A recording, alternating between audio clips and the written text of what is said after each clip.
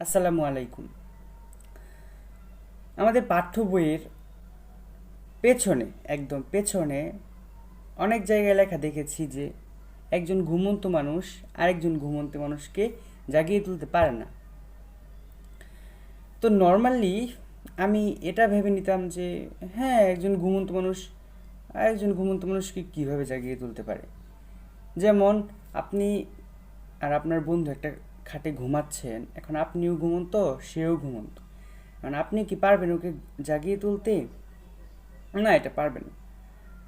এমনি এই ওঠ, ওঠ। এখানে আপনিও ঘুমাচ্ছেন, আপনার বন্ধু ঘুমাচ্ছে, দুজনই ঘুমাচ্ছেন। এখন আপনি আপনার বন্ধুকে তুলতে পারবেন না, কারণ আপনিও ঘুমাচ্ছেন।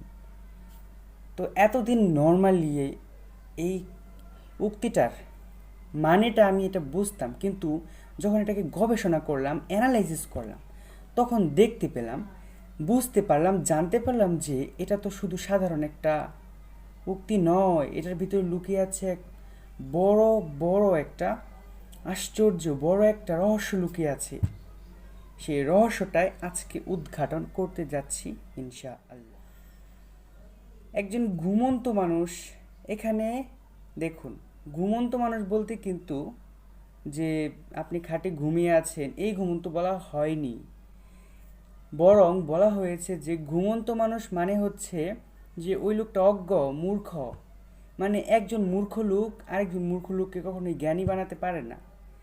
এই কথাটা, এই উক্তিটা মূলত এটাকে প্রেফার করছে এটাকে, যে একজন অজ্ঞ লোক, তার ব্রেন তালাবদ্ধ করা, এখন সে ইচ্ছে করলেও আরেকজন অজ্ঞ লোককে কখনোই জ্ঞানী করে তুলতে, কখনোই একদম পারফেক্টলি তার মাইন্ডটাকে একদম ফুলফিল কালারফুল করে দেওয়ার মতো তার কোনো ক্ষমতা নেই। কারণ সে নিজেই মূর্খ, সে অশিক্ষিত, তার কোনো জ্ঞান নেই, তার কোনো আন্দাজ জ্ঞান কিছু নেই। সো কথাটাকে এটাই প্রিফার করছে যে একজন ঘুমন্ত মানুষ, এখানে ঘুমন্ত মানুষটা কে? যে মূর্খ। আরেকজন ঘুমন্ত মানুষ, ওই আরেকজন ঘুমন্ত মানুষটা কে?